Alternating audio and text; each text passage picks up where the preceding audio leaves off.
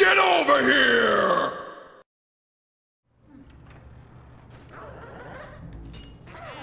Don't appreciate the ghost in my face, man. They do not understand personal space. No, they really don't. I guess if Do they have personal space? Yeah, I'm wondering, if you're incorporeal, do you have a sense of, like, do you still have the bubble? Or... Yeah, like, do you have that personal bubble or sense of self that you actually have personal space? I have no idea. You know, I bet they do, but it only matters if something else incorporeal is in that.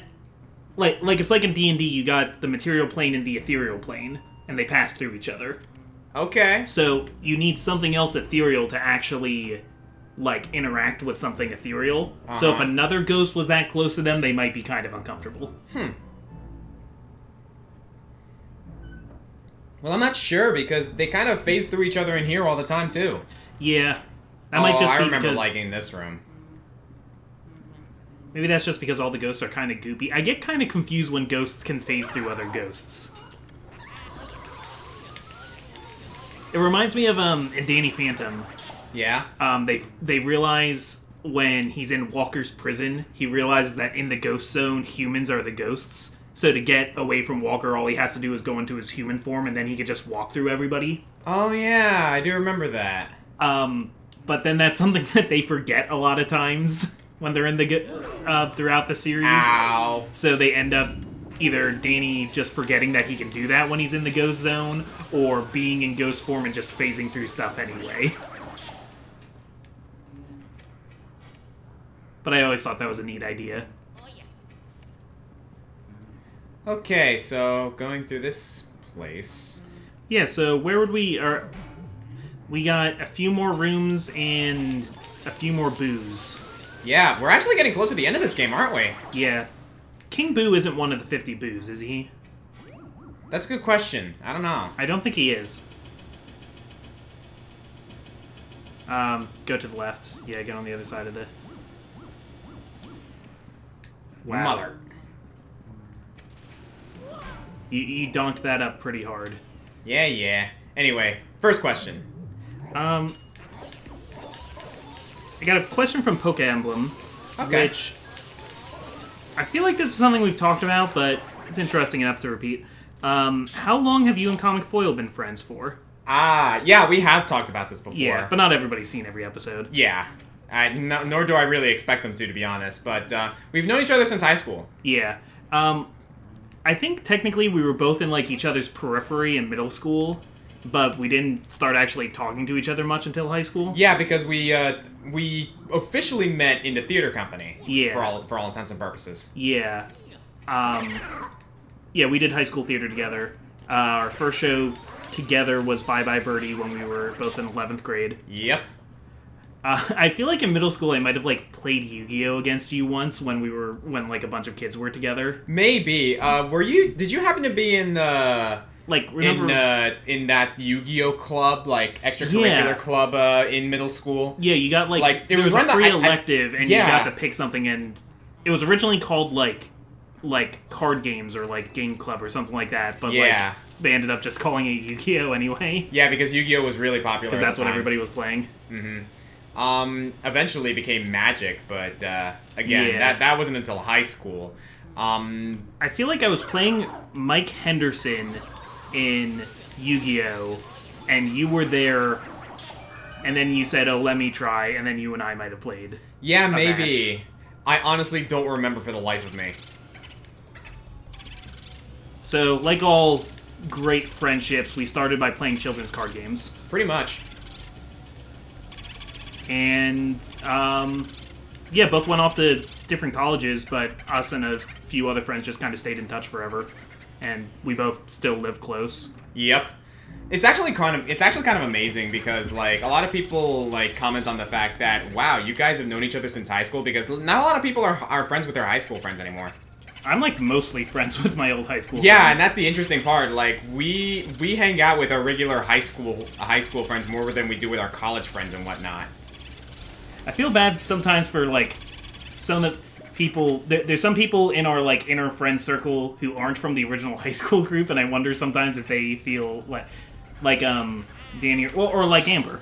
Yeah, Danny and Amber are definitely, like, they're two people who came in after, like, during college. Yeah, because you met Amber working at one of her jobs. Yeah. This was after I graduated college, mind you. Yeah. Like, wow. And Danny met Nick while they were in community college. What's funny is Allie and I went to the same elementary school. Did you? And we did not know each other until I was in college. Wow. But it's just... The Lehigh Valley, it's a small valley. It kind of is, actually. Like, you'd be surprised how much of a small world it is around here. Because, like, I eventually meet people that I've known since, forever, but we run into each other in, like, the strangest places, like Lancaster, or, like, sometime... I ran into a guy that I knew in middle school in New York City once. Now, that's less of a small world. That's just... That's crazy. But yeah, most of the Green Scorpion crew has known each other since high school. Oh, yeah. Amber would be the one outlier. Sorry, I'm focusing just to get this guy. In fact, most of us were in the same theater company. Yeah, Third Mask, right? Yeah, Allie was, but not until I had graduated. Oscar and I had graduated high school, but then we knew her through friends that were still going to that high school. Nameless Nick was there, Patty was there, yeah. Joe was there. Dylan, who you've seen on my channel sometimes, was there. Mm-hmm. It's interesting because I also remember, like, after we all graduated from high school, like, you did the whole Third Mask thing. Yeah. With, Nick, Conti. Nick Conti. Yeah, not Nameless Nick. Mm-hmm. Named Nick. The Nick with a name. Okay, that door is unlocked. Oh, this room. Actually, yeah, isn't this where Van Gore is? No, this is where, Jarvis is. Oh, I get it. And it slowly dawns on you why he's named Jarvis. Oh, hi! Oi, you, with the mustache. Yeah, you. What do you think of my jar collection, huh? Pretty amazing. Don't you say? Well. We can't just let you look at them for free. Now, can we? No, I think not. If you'd like to view me jars, you best challenge me first. Fine with me. Oh, sorry. Fine with me. There It's we on go. then! See how many of them you can freeze with that ice boil. If you freeze 7 of me, then you win. Right? But if you lose me, it's out the door with you. Righto. Bring it on. I don't know why I chose that, that voice, but it just fit at the time. Yeah, it sounds good.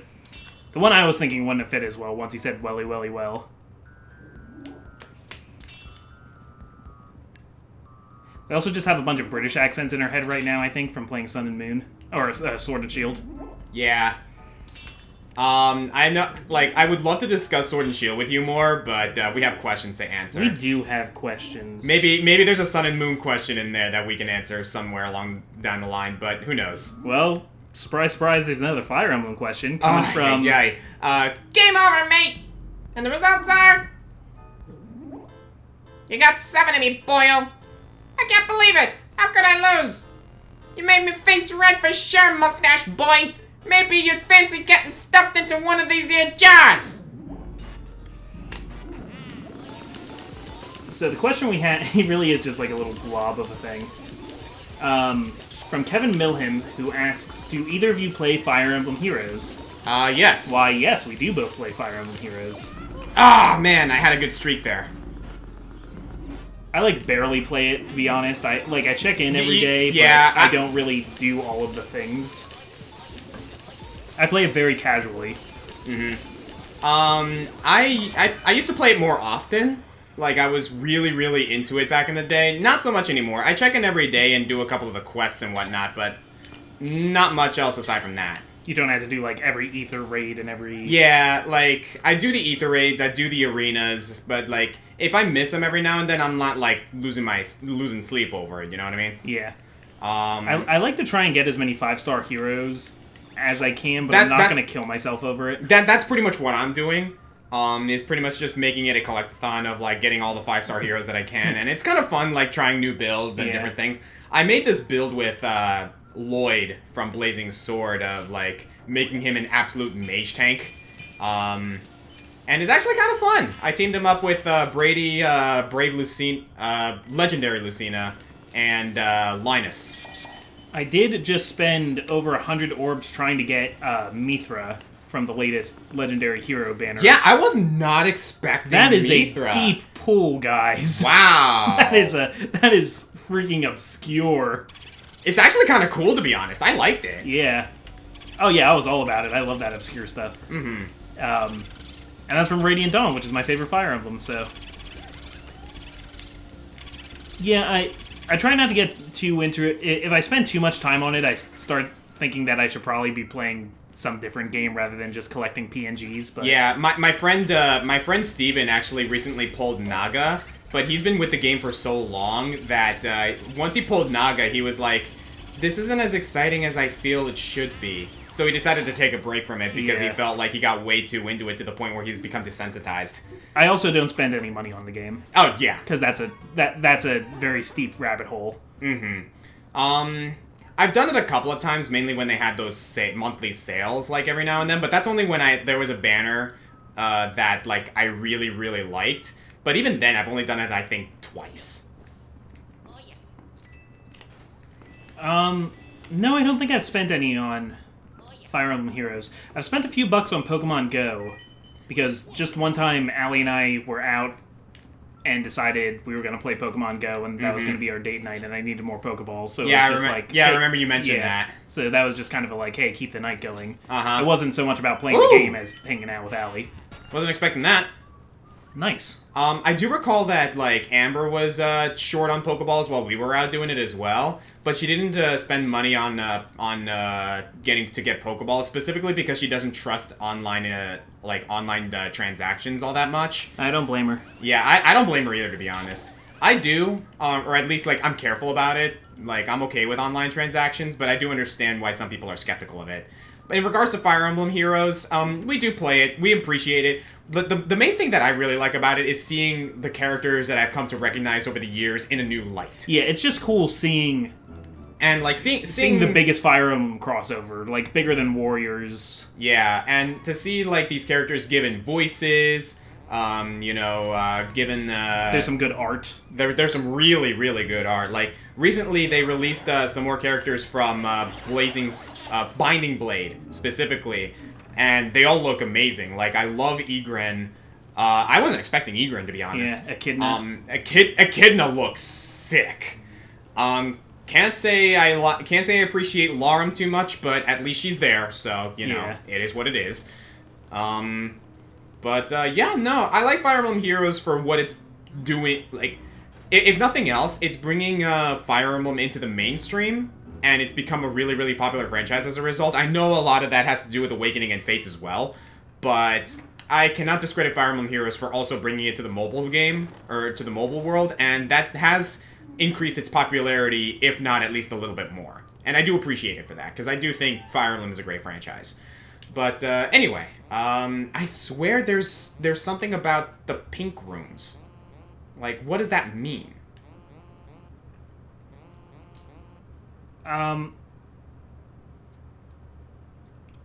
Does that mean there's still something hidden in there? Yeah, Because that's gonna bug me.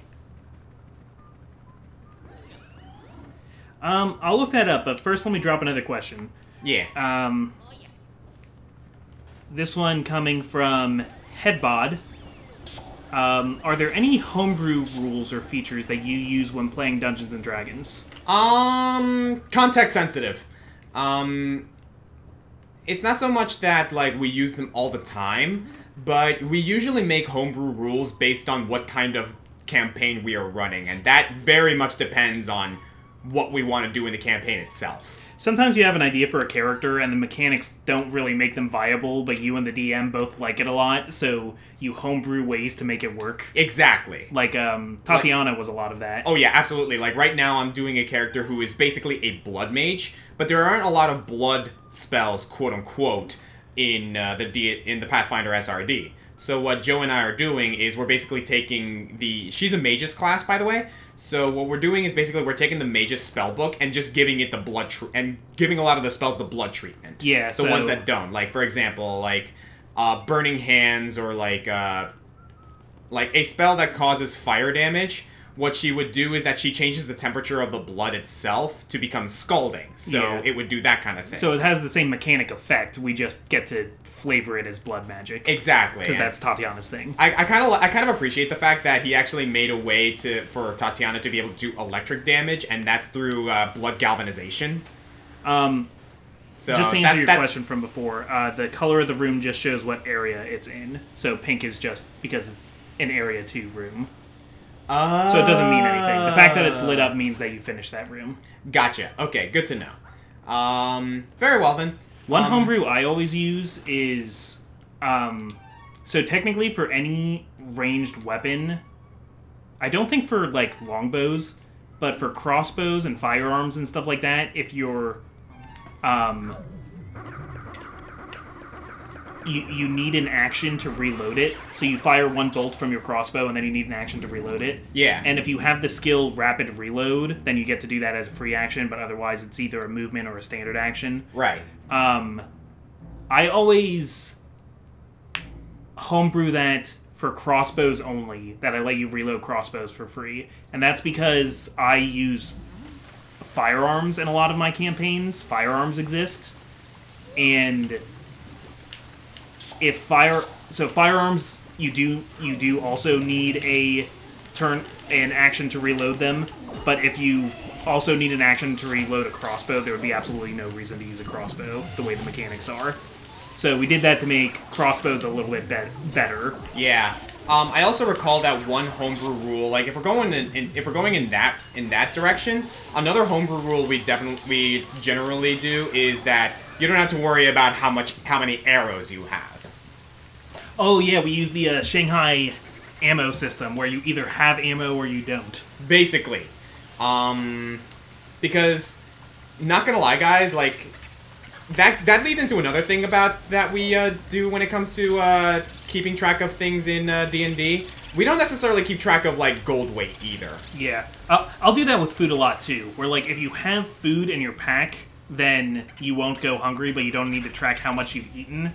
If you're in a situation where, like, your party's been ransacked and, like, all your stuff was stolen and you're in the middle of the desert, yeah, then, as a DM, I'll say, like, okay, well, what are you guys going to do about food? And then they need to go out and hunt or something. But... Right.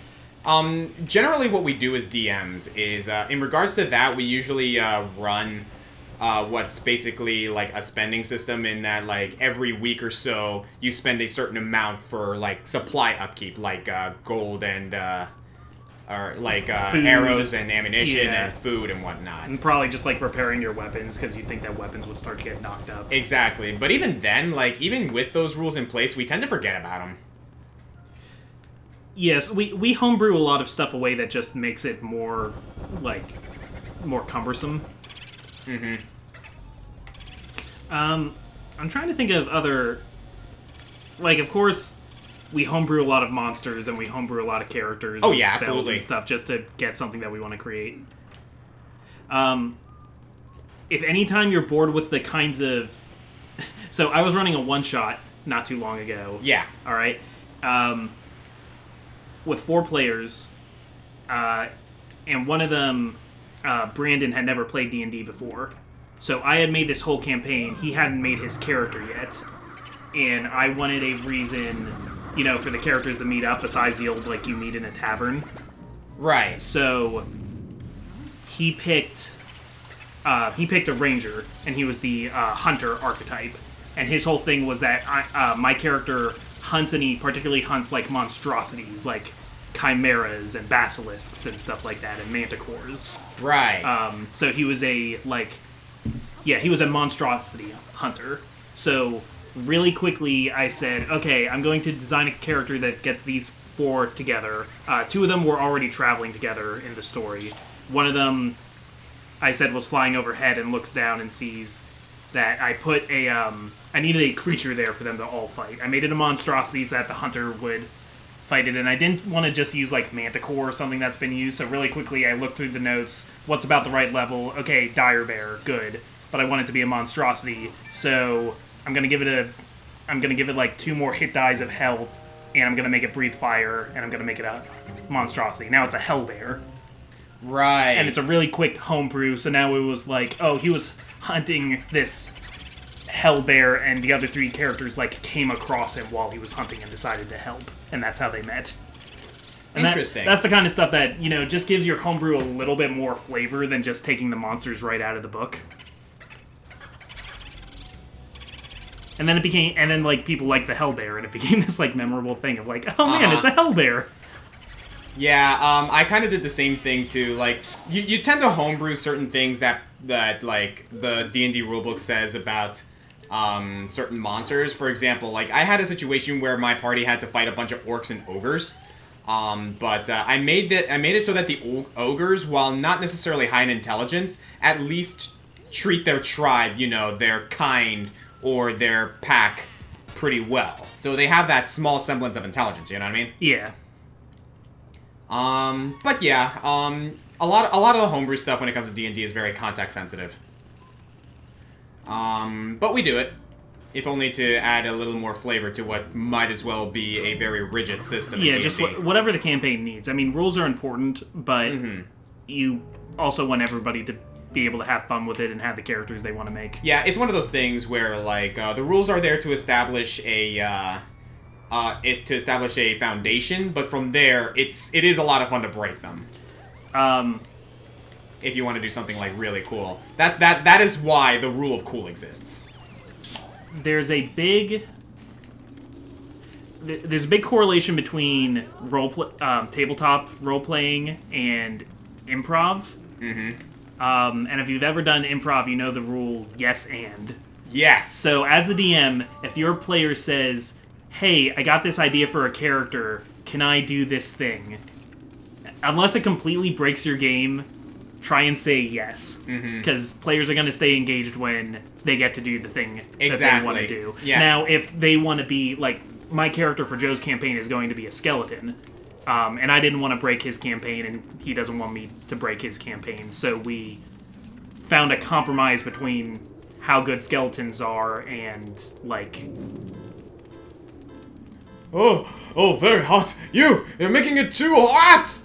I'm going to cook in this heat. I'm going to melt! Did you light these fires? What were you thinking? People who start fires in this mansion had better be ready to pay the price. Now learn your lesson.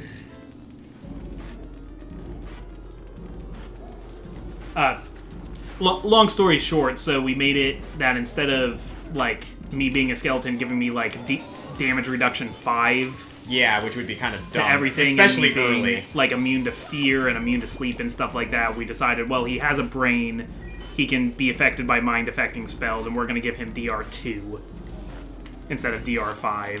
Yeah. The DM doesn't have to give into every idea completely that the player has, but yeah, for that's a recipe for getting some really, really overpowered min-maxers. But for making the basis of their character, if they want this thing, there's probably a reason why, and you should try to accommodate them. Because it's not just the DM story; you're working together to make a story. Absolutely. Razbitan, who's a YouTuber, has a really great video about D&D, and he says that in a D&D campaign, there's 3 storytellers. There's the DM, there's the players, and there's the dice. Ah, that's a good philosophy, yeah. Yeah, and the dice are the random element that neither the player nor the DM can control.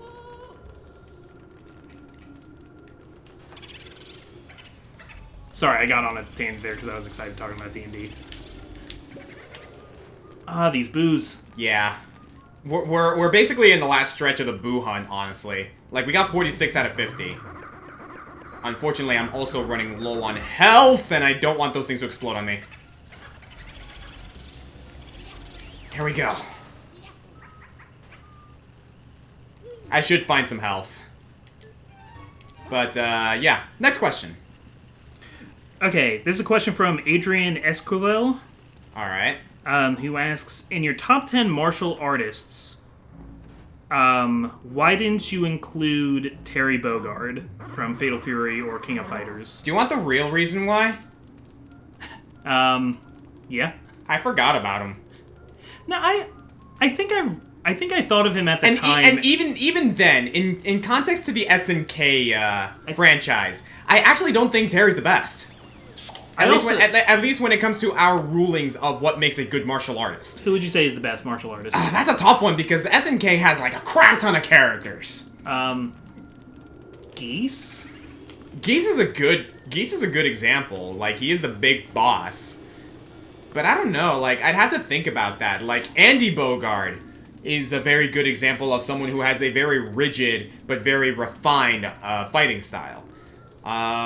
There's characters like, say Yuri, who is basically a prodigy when it comes to martial arts. She mastered karate in a year. I don't know. See, I don't know SNK super well. I remember having Terry Bogard on the candidates list, and I think at the time we just thought the other 10 were all better. I think so too, especially because, like, granted, this was before King of Fighters 14. This Yeah. was before Terry was in Smash. Because I think I knew about Terry Bogard, but I didn't really consider him as strongly as other characters, like, at least when it comes to the countdown itself. Yeah. I'm trying to remember who our gatekeeper The thing for is, that like, list we was. had a crap ton of characters in that countdown that, Yeah. like, or we had a crap ton of candidates for that countdown, so it was really, really hard narrowing it down. I mean, I think Like, if it was a top 20, there would probably be an SNK character in there. yeah, but- like, the likes of Little Mac didn't make it, and Yeah. Little Mac's a big contender for that. Yeah, I think we used Little Mac when we did our, like, 11 more. Yeah, we did. So he was our one more martial artist. Mm-hmm. I have 2 left, and I think we're gonna find them upstairs. We're getting into the last stretch of this, dude. We might actually have this episode and then the finale next episode. Yeah, I think so. Alright, wow. I forgot how short this game is. I guess we'll keep on trekking for it. Let's go to the next question. Before we do, I will say, Terry Bogard, great character, great martial artist. I love him to pieces. But at the time of the martial arts countdown, like, that was our second weapons month, right? Third. Third? Really? Yeah. Wow. Huh. I guess we just kind of forgot about it at the time, I'll admit. But I think I had Terry Bogard listed with our original candidates, and we just, like, didn't see as much merit to him at the time. yeah, at the time. And even nowadays, Compared again, to, like, Ryu and Isla and Liu Kang and... yeah, because, like, Terry Bogard is a great martial artist. Like, hands down, like, one of the best. But that is stiff competition. There's a lot of characters that pretty much do the same thing that he does, but probably better. But again, that's going into semantics and whatnot, and just, like, the general how do we feel about these characters and whatnot. Anyway, next question. This one comes from Luciano Bartolini. Ooh, nice. I hope I did that half okay. This kind of goes along with something we were talking about just a little bit before. All right. What is your opinion on gacha games? And which one has piqued your interest the most? Well, we mentioned Fire Emblem Heroes, and that's pretty much it for me, personally. I'm not the biggest fan of gacha games, to be honest. Like, I never got into Dragalia Lost. I never got into Fate Grand Order. Azure Lane. Never got into Azure Lane. Girls Frontline. Nope. King of Fighters All-Stars came out recently, and I tried that for a bit, but I honestly lost interest after a little while. There's a Final Fantasy one. There is a Final Fantasy one. I forget what it's called. There used to be a Tales one, and I think... Was there? Yeah, and I think it's down now. Huh. Wouldn't have expected that. But, yeah, I'm okay with gacha games. I don't have anything against them, but you're not going to find me playing a gacha game unless it's a franchise that I really, really, really, really likes. Like, say, Fire Emblem. Gacha games are gambling. So, like, if you're spending money on them, they pretty much are. But and even then, like, you're spending a resource within the game that has a chance, and that's the key word, a chance of getting something you want. And the chances are very low. Yeah. Just moral stance, I will not spend money on a gacha game. Mm-hmm. I will, like... I will waste admit, time on one if I'm interested in it, but the only one that's really done that for me so far is Fire Emblem Heroes, because I was a Fire Emblem fan. Yeah. Again, the only it's kind of into the same, going under the same discussion as, like, how do you feel about loot boxes? Here we go. Yeah, so this is where they all come from.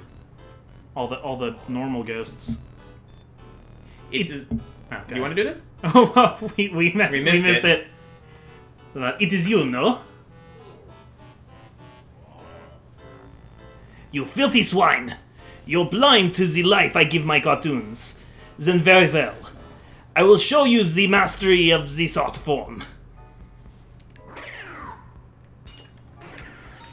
So here we have Van Gore, who is a multi-man melee, but with ghosts. Is he the last portrait ghost we need to get? I think so, unless we missed one.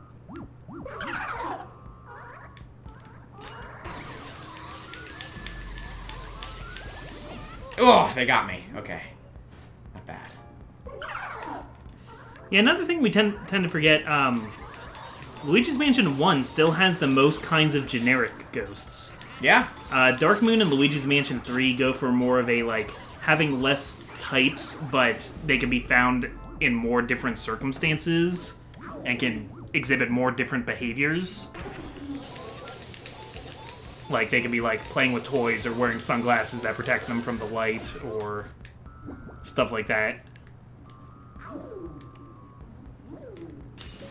I don't really think one is better than the other. I just wish Dark Moon had better bosses. Oh, I got stun locked there.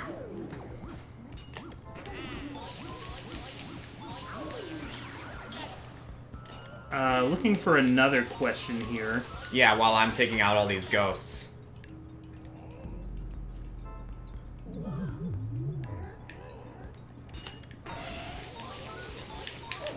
Okay, this one comes from the Dark Seraph, Alright. who asks what we think are the most overpraised games. Ooh, there's quite a few. There's a few of those that we might be able to regale on. First of all, I want to say I like the term overpraised. I think that's a better word for it than saying it's overrated. Because sometimes something can be good and still be overrated. That it's like... when we say overrated, we don't necessarily mean that it's like secretly a bad game, just... you don't quite see the appeal of it as much. But I don't know. I don't know if I have an answer, because even if I'm not into something, it doesn't usually bother me when other people are into it.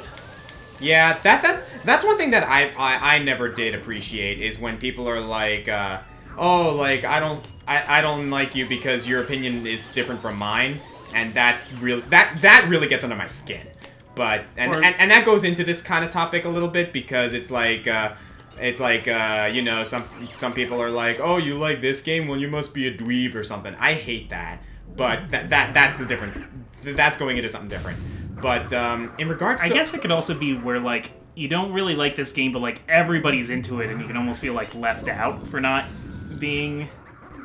That I can understand to a certain degree. Like if you didn't like Persona 5, and you know everybody's crazy about Persona 5. If I had to choose a game that I feel is overpraised, or I mean, that's a tough one for me personally to answer, because I tend to like a lot of things. I can think of some games where the fan base just generally needs to calm down a bit, but yeah.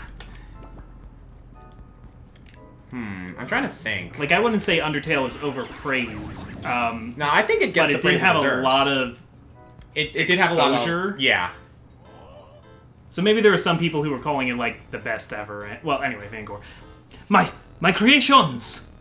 But even if I disappear, my work will live on. That is right.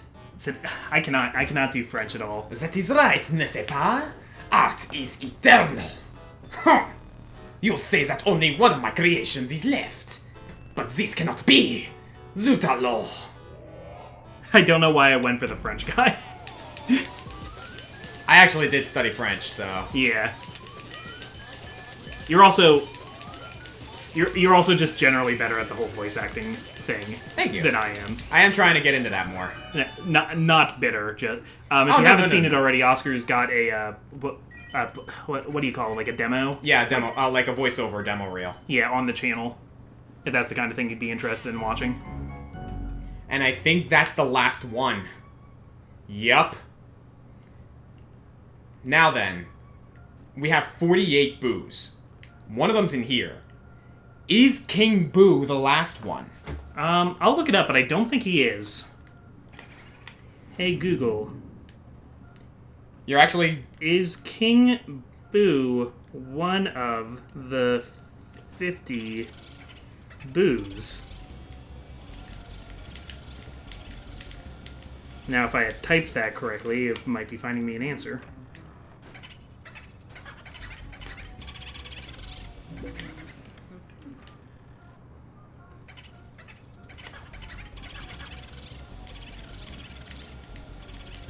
King Boo is not one of the 50 boos. So there is still a Boo we're missing. Yeah. We may have to look up at that. We may have to look that one up, because I don't remember where it might be. Yeah, this might be a lot of walking around in circles. All right then. Let's save that for next episode. I'm still trying to think of an overpraised game while I'm trying to catch this Boo.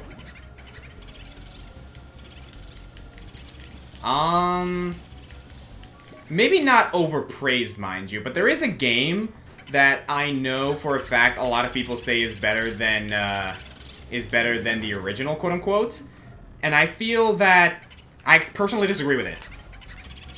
I actually think that Super Mario Galaxy 2 is not as good as Super Mario Galaxy.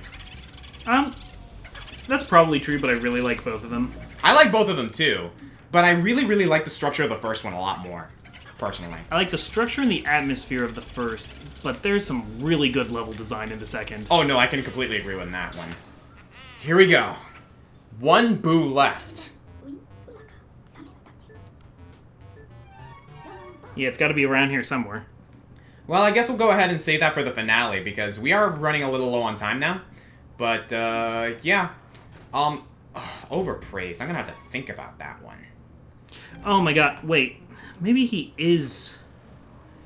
This message board is giving me conflicted... Uh-oh. Huh.